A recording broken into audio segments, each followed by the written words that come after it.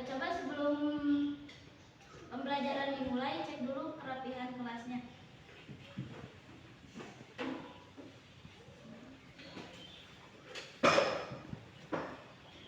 Sebelum dimulai pelajaran, coba kita berdoa dulu. Berdoanya dipimpin sama KM.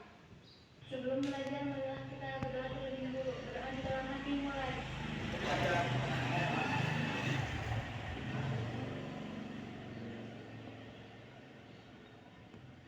Selesai. Oke, sebelum kita belajar, mari kita baca dulu Asmaul Husna untuk kelancaran pembelajaran kita hari ini. A'udzu billahi minasyaitonir rajim. Bismillahirrahmanirrahim. Ya Allah, ya Rahman, ya Rahim, ya Malik, ya Qudus, ya Salam, ya Mu'min, ya Muhaimin. Oke, Ibu absen dulu ya. Bintang Yosef Fatihillah. Tidak hadir, Bu. Riana Astuti Hadir. Suci Ramadhani Hadir. Sinta Fitriani Hadir. Zerli Rizky Saputri hadir. Cindy Cynthia Hadir.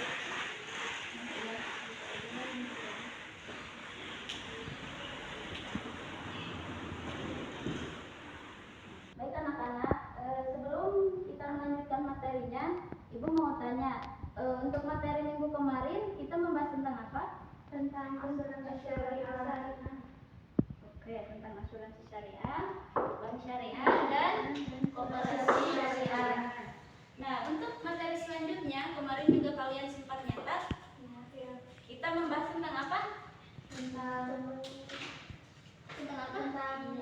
meneladani para ulama dalam penyebaran agama Islam di Indonesia. Ya, tentang meneladani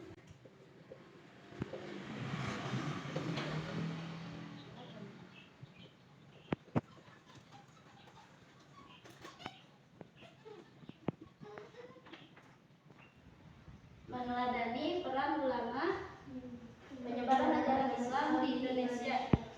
Nah, anak-anak, materi yang akan kita bahas kali ini adalah meneladani peran ulama penyebaran ajaran Islam di Indonesia. Nah, sebelum kita ke pembahasan, kita harus mengetahui dulu nih tujuan dari pembelajaran materi ini. Nah, anak-anak, tujuan pembelajaran dari penyebaran ajaran Islam ini yang pertama adalah kita harus meyakini bahwa perkembangan peradaban Islam ini atas kehendak Allah Subhanahu wa taala. Karena kenapa? Karena jika tidak ada kehendak dari Allah Subhanahu wa taala, Indonesia tidak akan ada agama Islam dan tidak akan ada ulama yang menyebarkan agama Islam di Indonesia. Itu adalah membiasakan kesederhanaan dan kesungguhan mencari ilmu sebagai meneladani para ulama yang menyebarkan Islam di Indonesia itu sendiri. Yang ketiga adalah menganalisis sejarah dan peran para tokoh yang menyebarkan ajaran Islam di Indonesia. Dan yang terakhir yaitu berupa penugasan, nanti kalian Ibu suruh membuat bagan timeline tentang tokoh-tokoh penyebaran agama Islam di Indonesia. Nah, anak-anak, selanjutnya ada kisah tentang gadis penjual susu. Coba nanti ini karena di kita kebetulan ada bermasalah yang fokusnya tidak bisa dipakai. Jadi coba kalau baca kalian baca, tapi sama Ibu dibaca juga. Jadi biar kalian mau sini, kalau kelihatan Ibu bacain lagi itu. Coba semua guru sini. Ibu bacain juga tentang kisah tentang gadis penjual susu ini. Nah, nanti setelah dibacakan, setelah kalian pahami juga, coba kalian tulis gitu atau sebutin nilai-nilai keteladanan yang dapat kita ambil dari kisah ini. Oke? Bagian perhatian ini kalau udah kelihatan saya bacain.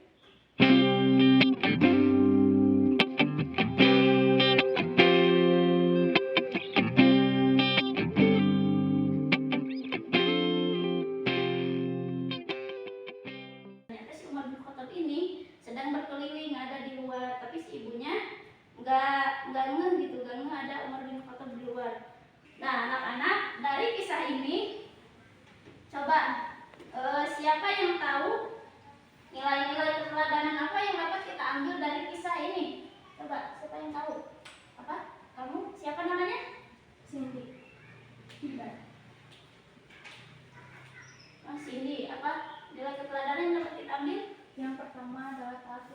Subhanahu wa taala.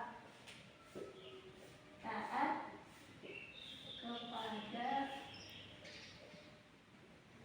kepada Allah Subhanahu wa taala. Oke, yang kedua ada yang bisa jawab lagi? Kamu siapa namanya? Jessica. Oh, Jessica. Jessica apa? Tidak lepas dari pengawasan Allah. Betul, tidak ada masalah. Terus lanjut ada lagi nggak? Kamu siapa namanya? Sherly. Coba Sherly apa? Jujur dalam hal apapun. Jujur dalam hal apapun. Betul. Terus ada lagi? Kamu siapa namanya? Suci. Oke, Suci apa jawabannya? Tidak mau diajak pada kemungkaran.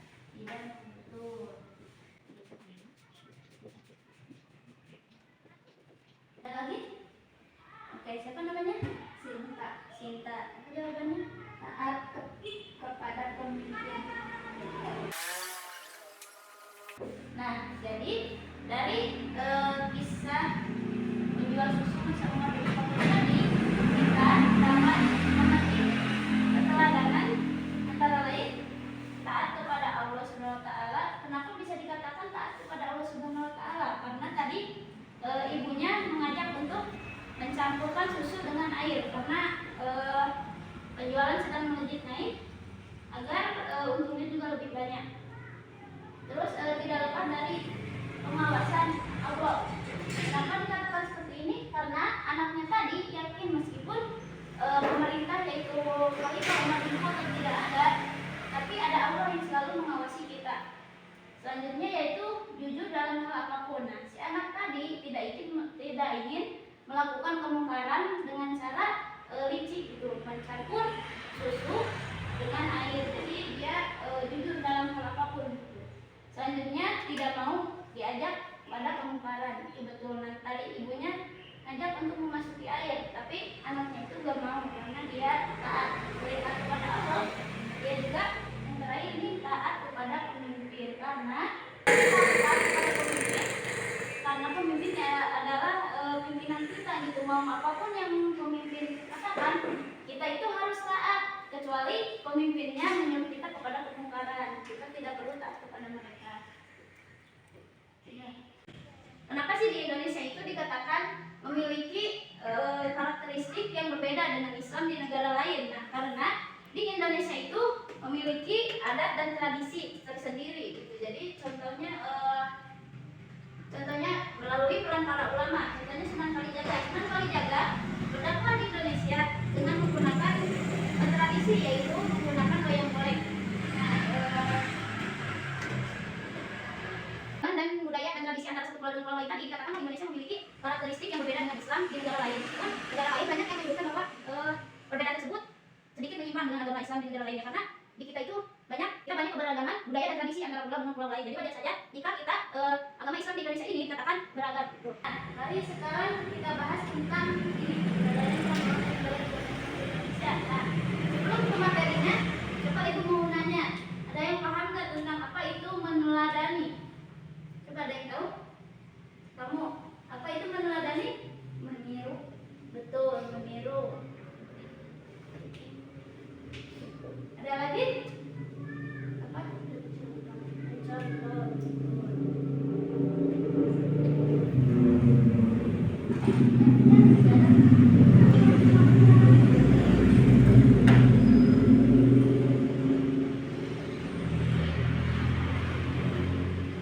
Nah, jadi meneladani itu meniru, mencontoh, mengikuti peran ulama penyebaran agama Islam di Indonesia. Untuk wawasan keislaman yang lainnya adalah agama Islam itu mudah diterima di Indonesia. Karena kenapa?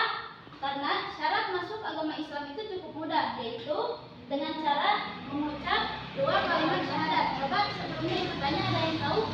Tahu meren? Dua kalimat syahadat itu gimana? Asyhadu an la ilaha illallah wa asyhadu anna Muhammadar Rasulullah. Nah, betul. Dengan mengucap dua kalimat syahadat itu saja dengan cara ini, yang dalam hati dan diucapkan dengan lisan, otomatis muslim langsung masuk ke dalam Islam. Jadi wilayah Nusantara ini sangat luas, letak geografisnya ini berseberangan atau bersimpangan dengan jalur dagang India, Cina, dan juga Arabia. Nah, seperti yang telah kalian catat minggu kemarin, ada berapa sih teori masuknya agama Islam di Indonesia itu? 5. Ada berapa? 5. Betul. Yang pertama teori apa? Teori Bujara. Yang pertama teori Bujara. Yang kedua Teori Maka. teori Maka. Yang ketiga Teori Persia. teori Persia. Yang keempat Teori Cina. teori Cina. Yang kelima Teori Maritim. maritim. Nah, anak-anak, karena kalian minggu kemarin sudah mencatat kan semua tentang ini? Sudah. Nah, untuk sekarang ibu minta kalian membuat kelompok. Terus kalian nanti presentasikan dan diskusikan teori manakah yang menurut kalian paling kuat penyebarannya ke Indonesia.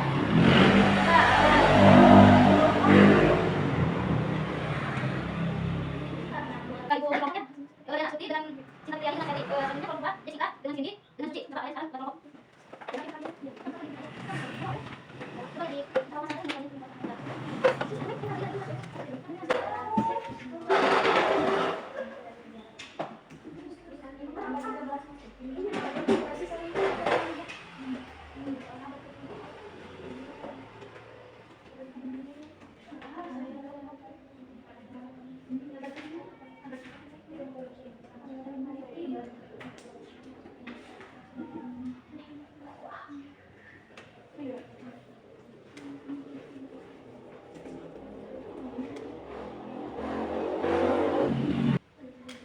Baik, kalian sudah menuliskan teori mana yang paling kuat masuk ke Indonesia.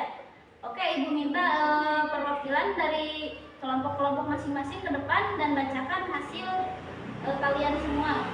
Ya, kelompok 1 dan kelompok 2.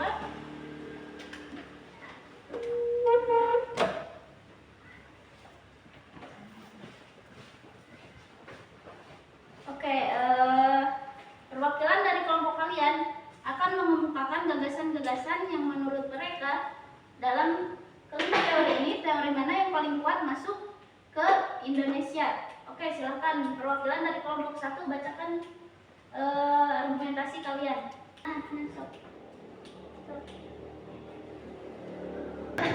Anak-anak coba dengarkan teman kalian.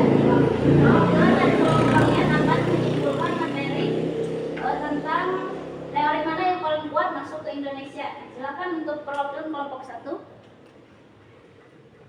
Dapat disimpulkan oleh kelompok saya, kelompok 1, bahwa yang pertama masuk ke Indonesia itu adalah dalam teori maritim. Disimpulkan bahwa masuknya teori maritim ini pada abad ke-1 Hijriah sampai ke-7 Masehi. Agama Islam diperkenalkan sepanjang dunia di pantai tempat persinggahannya. Pada abad ke-6 sampai ke Pulau Indonesia, saudagar ini berperan penting dalam proses pengembangan agama Islam. Di sini setelah itu masuklah teori Makkah yang dimana pada abad ke-7. Jadi dapat disimpulkan bahwa awal pertama itu dari teori maritim dulu, setelah itu ke teori Makkah karena pada abad ke-7. Di sini juga dinastikan menemukan pemukiman saudagar Arab di wilayah pantai barat Indonesia, Sumatera. Agama Islam masuk ke Indonesia oleh saudagar Arab. Setelah itu masuklah ke teori yang lainnya. Jadi dapat disimpulkan bahwa teori-teori itu saling. Oke, selanjutnya dari kelompok 2 sana. Ya, dari kelompok 2, saya dan teman saya bisa saya simpulkan bahwa teori penyebaran agama Islam di Indonesia yaitu teori Mekah oleh Dr. Buya Hamka. Dapat kita bisa simpulkan bahwa Islam masuk ke Nusantara pada abad ke-7 Masehi berdasarkan berikutnya dinasti. Ditemukan pemukiman saudagar Arab di wilayah pantai barat Sumatera. Dapat disimpulkan Islam masuk ke Indonesia oleh para saudagar Arab jika kerajaan Samudra Pasai didirikan abad ke-13, artinya bukan awal masuknya Islam tetapi merupakan perkembangan agama Islam. Dan kesimpulan yang berikutnya adalah teori Persia. Menurut teori ini, Islam masuk dari Persia dan bermazhab Syiah. Teori ini dipandang lemah karena tidak semua populasi Islam baca tersebut di Persia sebagai penganut Syiah pada saat itu. Baghdad merupakan ibu kota kekaitan Bani Abbasiyah yang mayoritasnya penganut Ahlul Sunnah wal Jamaah. Adanya fakta mayoritas Muslim Jawa Barat bermazhab Syafi'i bukan pengikut Syiah. Mungkin itu saja dari kelompok 2 yang bisa disimpulkan. Oke, tepuk tangan untuk yang sudah berani menampilkan ke depan argumentasinya. Oke, terima kasih. Silakan duduk kembali.